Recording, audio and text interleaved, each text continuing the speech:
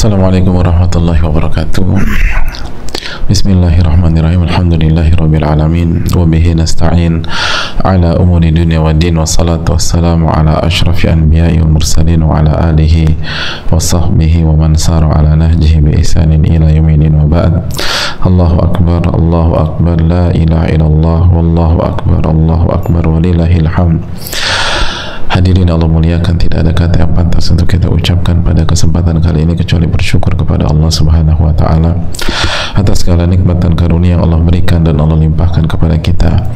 Sebagaimana salawat dan salam semoga senantiasa tercurahkan kepada junjungan kita Nabi kita Muhammadin alaihi salatu wassalam beserta para keluarga, para sahabat dan orang-orang yang istiqomah berjalan di bawah naungan sunnah beliau sampai hari kiamat kelak.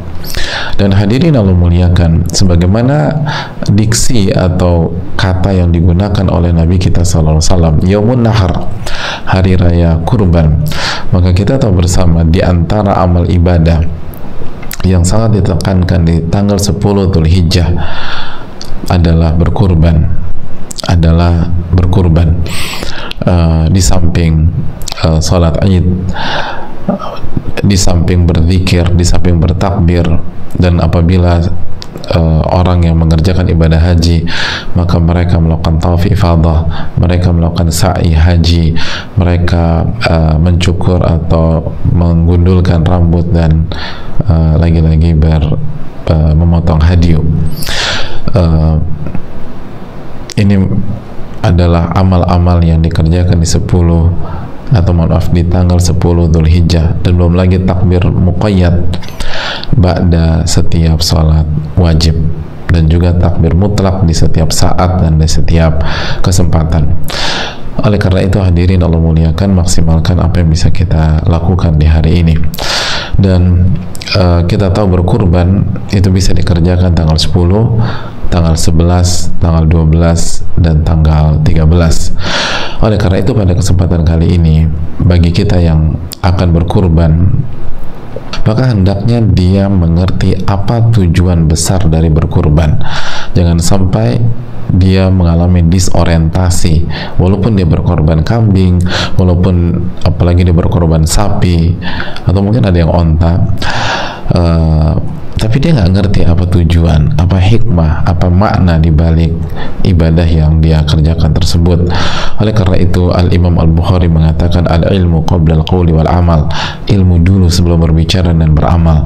Maka sebelum kita berkurban, kita harus tahu tujuan dan hikmah di dalam ibadah kurban tersebut, agar kita bisa berkurban bukan hanya dengan harta kita, bukan hanya dengan membeli hewan kurban, bukan hanya dengan menyembelih, tapi kita mengerti benar-benar apa yang sedang kita kurbankan dan apa yang sedang kita perjuangkan dan apa yang harus kita lakukan pada saat kita berkurban. Hadirin Allah muliakan, berbicara tentang tujuan dan hikmah dari kurban, tidak ada yang lebih layak untuk menjelaskannya, tidak ada yang lebih benar ketika menerangkannya kecuali Allah Subhanahu wa taala sebagai Rabb kita. Dan Allah menjelaskan tentang masalah ini dalam surat Al-Hajj ayat 34, ketika Allah berbicara tentang berkurban atau menyembelih, ibadah menyembelih. Allah berfirman, walikulli ummatin ja'alna mansakan likulli ummatin ja'alna mansakan, dan bagi tiap-tiap umat telah kami syariatkan mansakan, berkurban, sebagaimana yang dijelaskan Al-Imam Mujahid, sebagaimana dijelaskan Al-Imam Mujahid dan yang lainnya, bahwa arti mansakan di sini adalah berkurban dan mengalirkan darah hewan kurban. Dan Allah mengatakan bahwa ibadah berkurban itu disyariatkan ke tiap-tiap umat, hadirin. Walikulli ummatin ja'alna mansaka, dan di tiap-tiap umat telah kami syariatkan penyembelihan kurban, mansaka, sebagaimana tadi kita katakan dijelaskan oleh para ulama, di antaranya tafsir Al-Imam Mujahid rahimahullahu ta'ala. Dan ini membuka mata kita bahwa penyembelihan kurban adalah syariat bagi tiap-tiap umat yang Allah syariatkan. Walikulli ummatin ja'alna mansaka.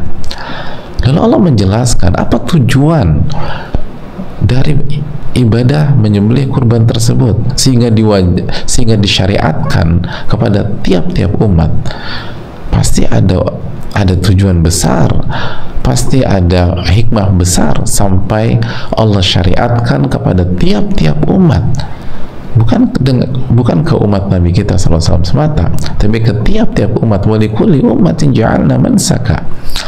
Hadirin Allah muliakan, Allah jelaskan tujuannya di ayat ini, liyadhkuru smallahi ala ma razaqahum min bahimatil an'am. Tujuannya agar mereka mengingat dan menyebut nama Allah terhadap binatang-binatang ternak yang dirizkikan oleh Allah kepada mereka. Allahu Akbar. Jadi tujuannya langsung Allah jelaskan di dalam ayat ini adalah untuk berzikir kepada Allah. Liyadhkuru smallahi ala ma razaqahum min bahimatil an'am. Tujuannya untuk mengingat Allah, tujuannya untuk berzikir kepada Allah, tujuannya untuk mengucapkan bismillah dan Allahu Akbar ketika kita menyembelih, lalu berzikir dan memperbanyak takbir di esok hari tanggal 11, tanggal 12 dan tanggal 13. Dan bukan hanya bertakbir dengan lisan, tapi kita mengingat Allah melibatkan hati dan jiwa kita. Liyadhkuru smallahi ala ma razaqahum min bahimatil an'am. Oleh karena itu hadirin Allah muliakan, maka camkan baik-baik, hendaknya mereka memperbanyak berzikir kepada Allah, memperbanyak mengingat Allah Subhanahu wa ta'ala. Hayati, apabila kita menyembelih atau kita menyaksikan hewan kurban kita disembelih, berzikirlah kepada Allah. Jangan justru kita ngobrol sama si A, ngobrol sama si B, ketawa sama si C. Bicara tidak ada masalah, tapi momentum berkurban adalah momentum berzikir kepada Allah. Momentum berkurban adalah momentum mengingat Allah Subhanahu wa ta'ala. Kita mengagungkan asma Allah, kita bertakbir, dan bertakbir. Perbanyak bertakbir di saat kita berkurban, karena ini tujuannya, liyadhkuru smallahi ala ma razaqahum min bahimatil an'am. Kita mengingat Allah, berzikir kepada Allah atas rizki yang Allah berikan kepada kita. Kita nggak akan punya hewan kurban kecuali karena rizki yang Allah berikan kepada kita. Dan banyak di antara kita itu Allah kasih rizki dari arah yang tidak ia duga-duga. Tidak ada kepikiran dia bisa berkurban pada tahun ini, tapi Allah kasih rizki hari ini, Allah kasih rizki kemarin, ada Allah kasih rizki lusa, ada yang Allah kasih rizki 4 hari yang lalu, akhirnya dia bisa berkurban. Ada yang dapat hadiah dari pihak lain sehingga dia bisa berkurban. Kalau bukan karena Allah kasih rizki melalui hadiah tersebut, dia nggak bisa berkurban pada esok hari insyaallah ta'ala. Tapi Allah kasih rizki, Allah kasih kemampuan sehingga dia bisa berkurban. Dan kasus seperti itu bukan 1-2 kasus, ada banyak. Maka ingatlah bagaimana Allah memberikan rezeki kepada kita sehingga kita bisa beribadah. Ketika kita bisa beribadah, dan rezeki ketika kita pakai buat beribadah, itulah sebenar-benarnya rezeki. Apabila ada seseorang yang senang banget, gembira banget ketika dia dapat mobil, ketika dia dapat motor, ketika dia dapat uang cash puluhan juta atau ratusan juta, lalu dia senang banget. Hadirin Allah muliakan, seharusnya orang yang bisa berkurban tahun ini itu kesenangannya dan kebahagiaannya melebihi mereka tersebut. Kenapa demikian? Karena kalau mereka senang mendapatkan dunia, bagaimana dengan kesenangan orang yang diberikan taufik untuk menggunakan harta mereka beribadah kepada Allah Subhanahu wa ta'ala? Allahu Akbar, Allahu Akbar, Allahu Akbar, la ilaha illallah, wallahu akbar, Allahu Akbar, walillahil hamd. Agungkan Allah, besarkan Allah Subhanahu wa ta'ala, bahwa ini adalah keberkahan, ini adalah kenikmatan, ini adalah anugerah. Kita bisa menggunakan harta kita untuk bisa membeli hewan kurban. Karena nggak semua orang bisa berkurban, apalagi di tahun ini. Kita masih diberikan taufik, diberikan rezeki oleh Allah. Maka ingatlah nikmat tersebut. Wa amma bi ni'mati rabbika fahaddits. Adapun nikmat Rabbmu, maka sebutkanlah. Jangan pernah lupakan. Tujuan dari berkurban adalah mengingat Allah Subhanahu wa ta'ala, berzikir kepada Allah Tabaraka wa ta'ala. Tanggal 11, tanggal 12, tanggal 13 adalah hari berzikir kepada Allah. Makanya ketika Nabi kita SAW menjelaskan hari-hari tasyrik, tanggal 11, 12, 13, apa kata Nabi SAW? Ayyamu aklin wa syurbin wa dzikrillah. Tanggal 11, 12, 13 adalah hari makan dan minum dan berzikir kepada Allah Subhanahu wa taala. Itu hari-hari mengingat Allah. Dan kita tahu bersama-sama bahwa kita diperintahkan bertakbir dan memperbanyak zikir sampai tanggal 13, baik takbir mutlak maupun muqayyad. Jadi hari-hari ini adalah hari-hari mengingat Allah, betapa baiknya Allah Subhanahu wa taala, betapa luar biasanya Allah memberikan kenikmatan, memberikan rezeki kepada kita. Dan ini adalah obat dari beratnya hari-hari ini, dalam obat dari kondisi pandemi yang kita rasakan di hari-hari ini. Bahwa kita nggak boleh lupa, walaupun kita masih dalam kondisi pandemi, di sana ada banyak nikmat Allah Tabaraka wa Ta'ala. Di sana ada limpahan karunia Allah Subhanahu wa Ta'ala yang harus kita syukuri agar Allah tambah dan Allah berikan lagi dan berikan lagi. La in syakartum la azidannakum wa la in kafartum inna adzabi lasyadid.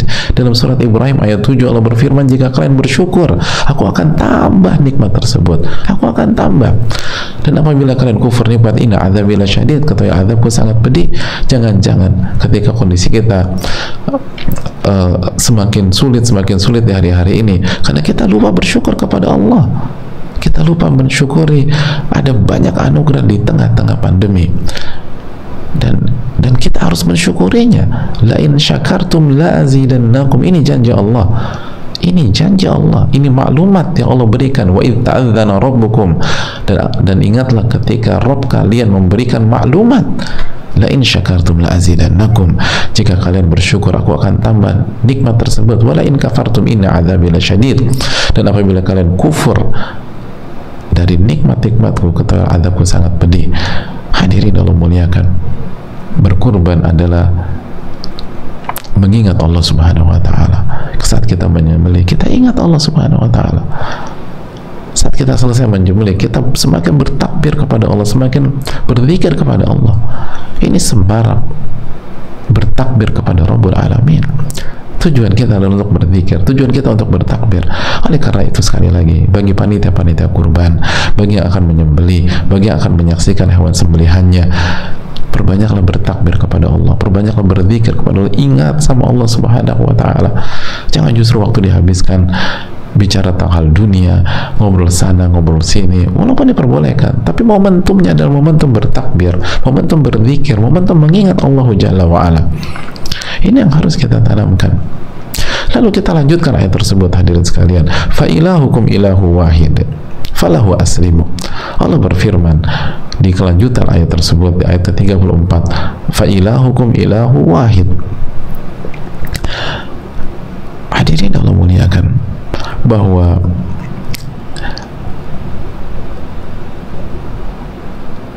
sesembahan kalian, sesembahan kalian adalah sesembahan yang esa, Allah Subhanahu wa ta'ala. Sesembahan yang esa, Allah Subhanahu wa ta'ala. Allah mengingatkan kepada kita bahwa hanya Allah yang berhak diibadahi, hanya Allah yang berhak disembah.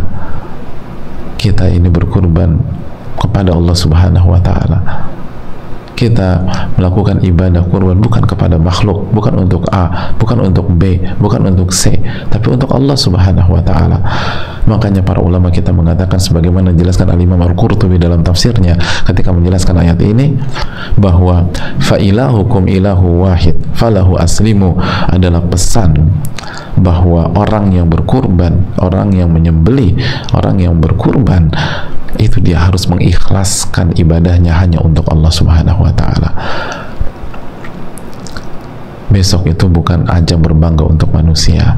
Besok itu bukan pamer-pamer hewan kurban mana yang paling gemuk, paling besar, paling keren, paling ganteng, dan seterusnya.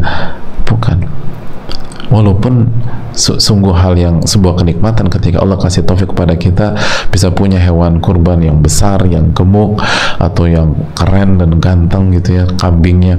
Tapi bukan untuk makhluk, bukan untuk manusia, bukan untuk dipuji si A, bukan untuk dikagumi si B, bukan untuk diagung-agungkan oleh si C, bukan. Tapi kita berikan kepada Allah Subhanahu wa taala. Maka jaga keikhlasan. Jaga keikhlasan, jaga keikhlasan. Khususnya bagi kita-kita yang punya hewan kurban yang bagus, punya hewan kurban yang gemuk, punya hewan kurban yang besar. Fa ilahukum ilahu wahid. Yang disembah adalah Allah satu esa, Allah Subhanahu wa taala.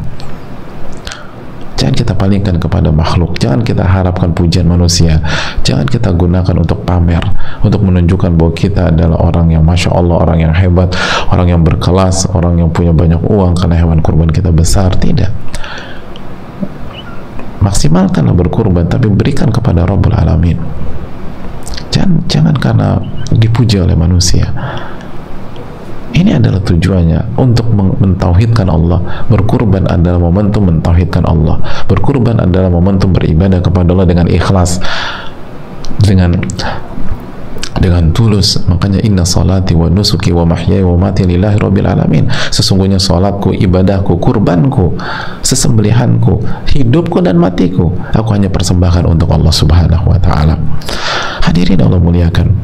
Jadi esok, lusa, 12 dan 13 adalah momentum untuk memperlihatkan simbol ketauhidan kepada Allah Subhanahu wa taala, bahwa Allah Maha Esa. Fa ilahukum ilahu wahid falahu aslimu.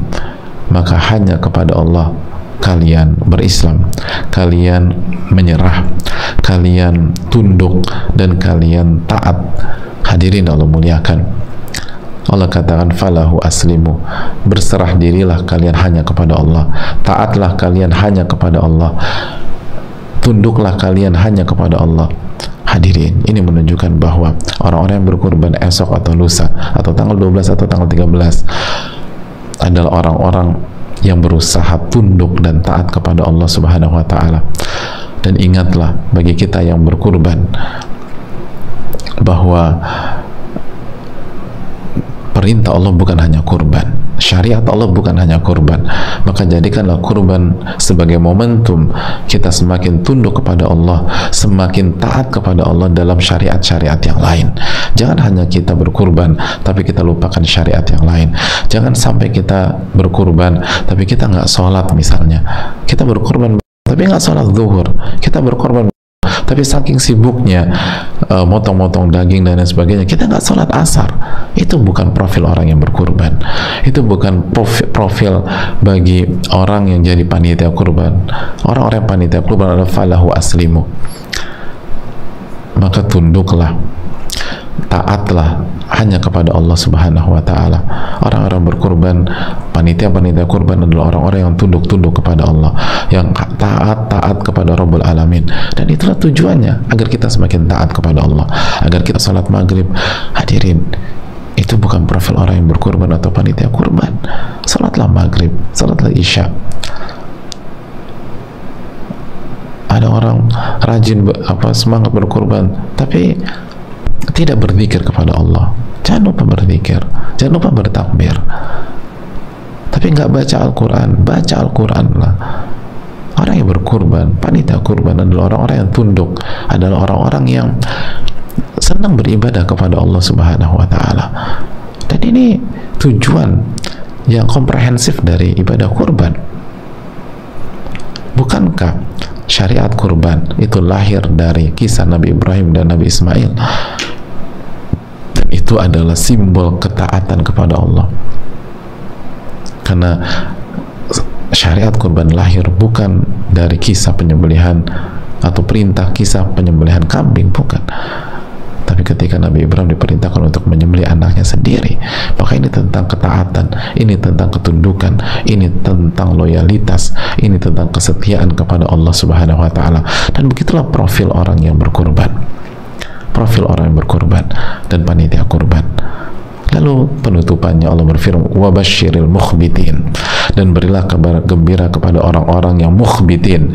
Apa tafsir mukhbitin? Di antara tafsir mukhbitin adalah mutawadi, al-khashi' minal mu'minin, orang-orang yang tawadu, orang-orang yang khusyuk dari orang-orang yang beriman. Mukhbitin dijelaskan sebagian para ulama seperti Amr bin Aus adalah orang-orang yang tidak melakukan kezaliman, dan apabila dia dizalimi maka mereka tidak lam yantasiru, mereka tidak balas dendam, mereka nggak tertarik untuk membela, sebatas membela diri mereka ketika mereka dizalimi. Mereka hanya mau membela hak Allah Subhanahu wa ta'ala. Itu mukhbitin. Sebagian ulama mengatakan al-mukhbitin adalah al-mutmainnuna bi amrillah, orang-orang yang tenang dalam menjalankan perintah Allah Subhanahu wa ta'ala. Coba kita renungkan keterangan para ulama ini ketika menjelaskan wabasyiril mukhbitin, bergembira orang-orang yang mukhbitin, orang-orang yang tawadu, orang-orang yang khusyuk, orang-orang yang tidak mau menzalimi pihak lain, orang-orang yang tidak dendam ketika dizalimi, orang-orang yang tenang ketika menjalankan perintah Allah Subhanahu wa ta'ala. Ini pelajaran besar bahwa orang-orang yang berkurban dan panitia kurban haruslah menjadi orang-orang yang tenang, orang-orang yang tawadu, orang-orang yang khusyuk, orang-orang yang tidak menzalimi dan tidak mau membalas jika dia dizalimi. Hadirin yang Allah muliakan, oleh karena itu PR kita yang mau berkurban atau panitia kurban, hendaknya kita lakukan prosesi pemotongan atau penyembelihan hewan kurban dengan tumaknina, dengan tenang, bukan dengan teriak-teriak, bukan dengan kehebohan, dengan tenang dan terus bertakbir kepada Allah Subhanahu wa ta'ala, tapi tenang, bukan dengan hal-hal yang tidak sesuai dengan ketenangan. Dan tawadulah, ketawaduan, rendah hati, tunduk kepada Allah, lalu hormati manusia. Orang-orang yang berkorban adalah orang-orang yang tawadu, yang rendah hati, orang-orang yang sangat berusaha taat kepada Allah dan menghormati manusia, respect sama orang, bukan orang yang menyombongkan diri, bukan orang yang ngeremehin saudaranya. Enggak. Korban kita, jika kita berkorban, apalagi jamaah atau teman-teman atau hadirin, adalah kurban pertamanya, maka ini adalah momen untuk menjadi orang yang tawadu, orang yang lebih tenang dalam hidup, orang yang khusyuk, karena itulah berkorban. Ini konteks dalam ayat berkorban, dan tidak ingin menzalimi pihak lain. Dan begitu juga dengan panitia kurban, amanatlah dalam menjalankan amanat dari sahibul kurban atau pemilik hewan kurban. Jangan zalimi orang-orang yang sudah mempercayakan hewan sesembelihannya kepada kita. Jangan pernah menzalimi. Amanat. Jaga amanat hari esok dan lusa, atau tanggal 12 dan 13. Jaga amanat, jangan zalimi orang, apalagi orang yang sudah mempercayakan ibadahnya kepada kita. Dan sekali lagi, tenang dalam menjalankan, berzikir, bertakbir, tidak membuat hewan-hewan tersebut panik. Dan itu salah satu adab dalam berkurban atau menyembelih di dalam sunnah Nabi SAW, tidak membuat hewan-hewan itu panik, nggak teriak-teriak. Dan itulah profil orang-orang yang berkurban dan panitia kurban. Orang-orang yang tenang, orang-orang yang tawadu, orang-orang yang khusyuk, orang-orang yang tidak menzalimi. Dan apabila ada pihak yang menzalimi dia berusaha mengontrol dirinya. Dan apabila kita bisa sampai titik itu, maka kita mendapatkan tujuan dari berkurban dengan taufik dari Allah Subhanahu wa ta'ala. Oleh karena itu, hadirin sekalian, kesimpulannya bahwa tujuan kurban di dalam ayat ini adalah agar kita mengingat Allah, agar kita berzikir kepada Allah, agar kita bertakbir kepada Allah Subhanahu wa ta'ala, khususnya ketika kita menyembelih. Karena kalau kita tidak membaca bismillah pada saat menyembelih, maka kurban itu tidak sah. Jangan sampai kita potong atau berkurban tapi lupa baca bismillah, khususnya bagi yang menyembelih dari panitia kurban, pastikan baca bismillah, karena itu zalim kepada sahibul kurban kalau kita tidak baca itu. dan terus bertakbir, berzikir, bertakbir, berzikir, dan selalu ingat begitu pulang ke rumah habis menyembelih atau habis jadi panitia kurban, ingat ini nikmat dari Allah Subhanahu wa taala. Di tengah-tengah pandemi kita masih bisa berkurban, kita masih bisa berzikir kepada Allah, kita masih diizinkan untuk berkurban, pemerintahan kita mendukung untuk kita masih bisa berkurban. Ini adalah nikmat dari Rabbul Alamin. Maka bersyukurlah kepada Allah Jalla wa'ala. Dan sekali lagi jaga ketawaduan, jaga kekhusyuan, dan jadilah orang yang tidak mau menzolimi pihak lain. Bagaimana dia gini loh hadirin, namanya juga berkurban, masa iya kita zolimi orang?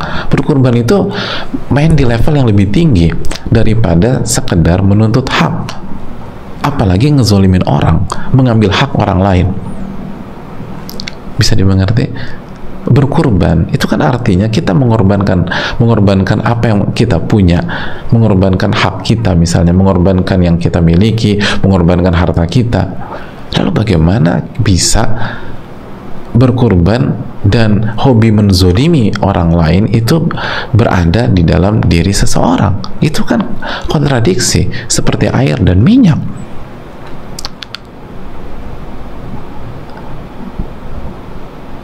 Sebagian orang mengatakan, saya nggak bisa berkurban, saya belum bisa mengorbankan apa yang saya punya, tapi saya nggak menzolimi orang lain, saya nggak sakiti orang lain, udah saya anda-anda. Dan di level berikutnya, saya korbankan apa yang saya punya. Itu udah level paling tinggi, udah level paling luar biasa. Lalu bagaimana kita berkorban lalu zolimi orang? Berarti kita nggak ngerti esensi dari berkorban. Dan tenanglah, jadilah pribadi yang tenang. Dan bagi yang besok atau lusa adalah berkurban pertama kali, pasti ada perasaan grogi, pasti ada perasaan deg-degan ketika ingin menyembelih kambing, apalagi ingin menyembelih sapi. Tenanglah, ingat, minta pertolongan sama Allah dan tenang, karena profil orang yang berkurban adalah tenang, mutmain, tenang. Dan cara tenang berzikir sama Allah, bilang ya Allah mudahkan. Lalu tanya sama pakar, tanya yang pengalaman, tanya expertnya, gimana sih teknisnya. Udah bismillah, dan insya Allah akan berikan pengalaman. Dan semua orang yang jago nyembelih itu pasti punya pengalaman pertama, nggak mungkin langsung pengalaman ke 100 tuh nggak mungkin. Jadi semua pasti ngalamin apa yang kita alami. Jangan khawatir, tawakal sama Allah Subhanahu wa taala dan nikmati ibadah yang insya Allah akan kita lakukan. Ini yang bisa disampaikan. Terima kasih banyak. Dan inna a'dhamal ayyam indallahi tabaraka ta'ala ayyamun nahar. Sesungguhnya hari yang paling mulia, hari yang paling agung di sisi Allah Subhanahu wa taala adalah hari raya Idul Adha atau hari raya kurban atau tanggal 10 Dzulhijjah. Ini yang bisa disampaikan. Jazakallahu khairan. Semoga kita diberikan taufik untuk bisa beramal, dan semoga Allah Subhanahu wa taala memberikan kita taufik untuk bisa berkurban. Dan bagi orang yang tidak berkurban atau tidak bisa berkurban atau tidak mampu berkurban karena kondisi, karena tidak ada biaya atau biayanya harus udah punya niat tapi harus dialokasikan ke tempat lain, biaya pengobatan dan lain-lain, maka hadirin Allah muliakan, bergembiralah dan jangan khawatir, karena rahmat Allah itu begitu luas. Insya Allah kaidah fikih menyatakan barang siapa yang bertekad untuk beramal tapi dia tidak berhasil mengerjakannya karena alasan syar'i, karena uzur syar'i, maka dia tetap mendapatkan pahala amal tersebut. Maka bagi yang tidak bisa berkurban, bukan tidak mau ya, tapi tidak bisa berkurban karena kondisi, karena alasan syar'i, maka insya Allah dia tetap mendapatkan pahala berkurban. Maka bertakbirlah kepada Allah, berzikirlah kepada Allah, dan semoga Allah memberikan taufik kepada kita. Terus berzikir, terus bertakbir, lalu semua perhelatan besar ini berakhir. Semoga Allah memberikan taufik. Subhanakallahumma wa bihamdika, la ilaha illa anta, astaghfiruka wa atubu ilaik. Assalamualaikum warahmatullahi wabarakatuh.